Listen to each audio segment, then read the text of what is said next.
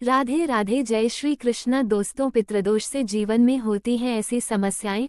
फाल्गुन अमावस्या के इन उपायों से दूर होंगे कष्ट और पितर देंगे आशीर्वाद। फाल्गुन मास अमावस्या व्रत कथा। फाल्गुन अमावस्या के इन उपायों से दूर करें पितृदोष, मिलेगी हर काम में सफलता। पितृदोष से जीवन में होती हैं ऐसी समस्याएं। फाल्गुन मास के कृष्ण पक्ष की अमावस्या तिथि को फाल्गुन अमावस्या के नाम से जाना जाता है और यह शुभ तिथि 27 फरवरी दिन गुरुवार को है। शास्त्रों व पुराणों में अमावस्या तिथि का विशेष महत्व बताया गया है, क्योंकि इस दिन भगवान नारायण और पितरों की पूजा अर्चना की जाती है।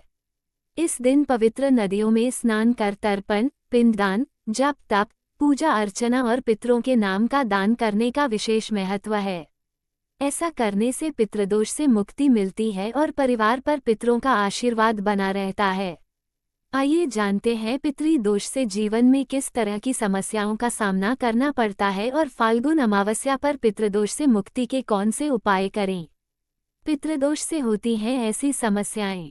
कुंडली में अगर पितृदोष है तो जीवन में कई तरह की परेशानियों और कष्टों का सामना करना पड़ता है। ये समस्याएं जीवन के हर क्षेत्र में देखने को मिलती है। इस दोष की वजह से परिवार में लड़ाई झगड़ा होता रहता है और किसी भी सदस्य की उन्नति नहीं हो पाती है। नौकरी व कारोबार में परेशानियां लगातार बनी रहती हैं और हर कार्य में लगातार घाटा होता रहता है।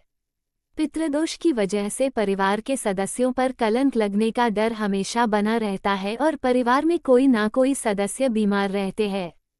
परिवार में आकस्मिक निधन या दुर्घटना होने की आशंका बनी रहती है और वंश वृद्धि भी रुक जाती है।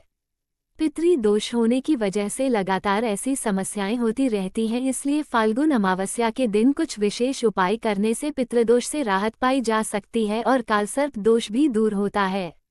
इस उपाय से पितर होंगे प्रसन्न। फाल्गुन अमावस्या के दिन ब्रह्म मुहूर्त में पवित्र नदियों में स्नान करें और बहते हुए जल में काले तिल प्रवाहित कर दें। साथ ही पितरों के नाम का तर्पण और पिंडदान अवश्य करना चाहिए। साथ ही पितरों के नाम का ब्राह्मण भोज कराएं और गरीब व जरूरतमंद लोगों को दान भी करें। ऐसा करने से पितर प्रसन्न होते हैं और पितरों का आशीर्वाद मिलता है। इस उपाय से पितृदोष से मिलेगी मुक्ति। फाल्गुन अमावस्या के दिन पीपल की पूजा अवश्य करें। इसके लिए आप जल में दूध मिलाकर पीपल की जड़ में प्रवाहित कर दें और फिर अक्षत, रोली, चंदन, फल फूल आदि अर्पित करें।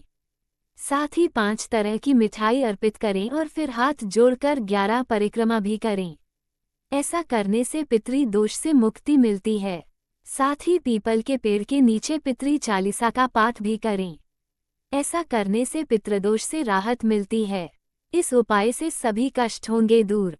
फाल्गुन अमावस्या के दिन हनुमान जी की विशेष पूजा अर्चना करना बहुत शुभ माना जाता है। इस दिन सुबह और शाम हनुमान चालीसा और सुंदरकांड का पाठ अवश्य करें। ऐसा करने से जीवन में चल रही परेशानियों का अंत होता है। साथ ही कालसर्प दोष से मुक्ति के लिए इस दिन पूजा करना बहुत शुभ माना जाता है। अगर कालसर्प दोष की पूजा करवा पाना संभव नहीं है तो फिलहाल के लिए आप चांदी के सर्प बनवाकर किसी शिव मंदिर में रख दें या फिर बहते हुए जल में प्रवाहित कर दें। इस उपाय से परेशानियों से मिलेगी राहत। फाल्गुन अमावस्या के दिन दक्षिण दिशा में जल में काले तिल मिलाकर अर्घ्य दें। फिर शाम को सरसों के तेल का दीपक अवश्य जलाएं, लेकिन ध्यान रखें कि दीपक का मुख दक्षिण दिशा की तरफ होना चाहिए, क्योंकि ये दिशा यम और पितर की दिशा मानी जाती है और इस दिन यम पूजा करने का भी विधान है। साथ ही इस दिन अपनी क्षमता के अनुसार गरीब व जरूरतमंद लोगों को भोजन कराएं, वस्त्र दान करें और दान दक्षिणा दें। इस उपाय से पितरों का मिलेगा आशीर्वाद। फाल्गुन अमावस्या पर सुबह शाम कपूर जलाकर आरती करें। हर रोज कपूर जलाने से पितृदोष का शमन होता है।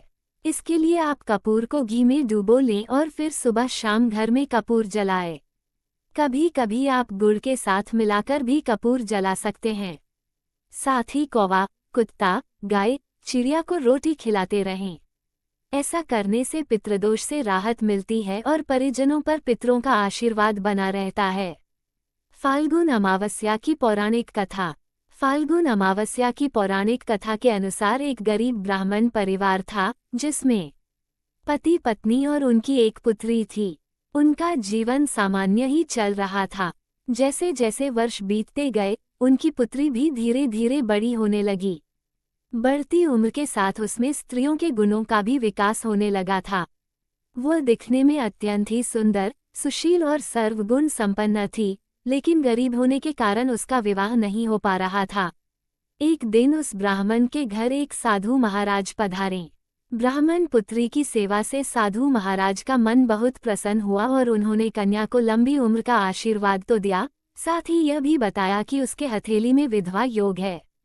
इस बात से चिंतित होकर दीन ब्राह्मण ने पंडित से पूछा, पुत्री के इस वैधव्य दोष का निवारण कैसे होगा?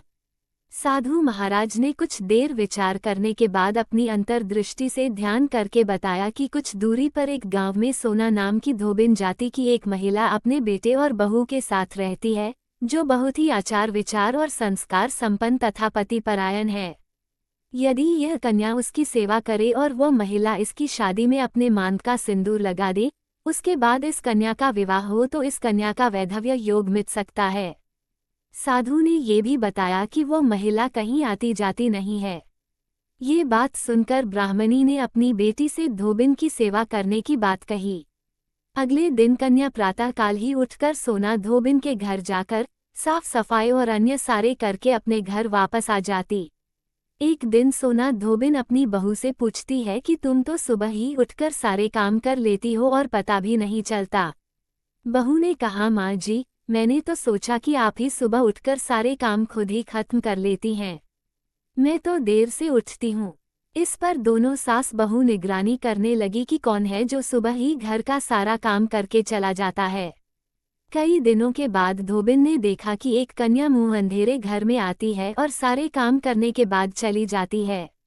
जब वह जाने लगी तो सोना धोबिन उसके पैरों पर गिर पड़ी, पूछने लगी कि आप कौन हैं और इस तरह छुपकर मेरे घर की चाकरी क्यों करती हैं?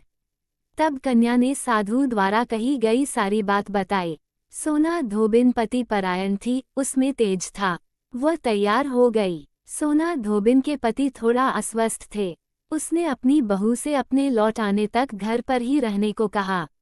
सोना धोबिन ने जैसे ही अपने मांग का सिंदूर उस कन्या की मांग में लगाया, उसका पति मर गया। उसे इस बात का पता चल गया। वह घर से निराजल ही चली थी, ये सोचकर कि रास्ते में कहीं पीपल का पेड़ मिलेगा तो उसे भंवरी देकर और उसकी परिक्रमा करके ही जल ग्रहण करेगी। उस दिन अमावस्या थी। ब्राह्मण के घर मिले पुए पकवान की जगह उसने ईंट के टुकड़ों से 108 बार भंवरी देकर 108 बार पीपल के पेड़ की परिक्रमा की और उसके बाद जल ग्रहण किया। ऐसा करते ही उसके पति के मुर्दा शरीर में वापस जान आ गई। धोबिन का पति वापस जीवित हो गया। इसलिए माना जाता है कि इस दिन व्रत आदि करने से पुण्य फल की प्राप्ति होती है। अतः जो व्यक्ति अमावस्या के दिन 108 वस्तुओं की भंवरी देकर सोना धोबिन और गौरी गणेश का पूजन करता है, उसे अखंड सौभाग्य की प्राप्ति होती है।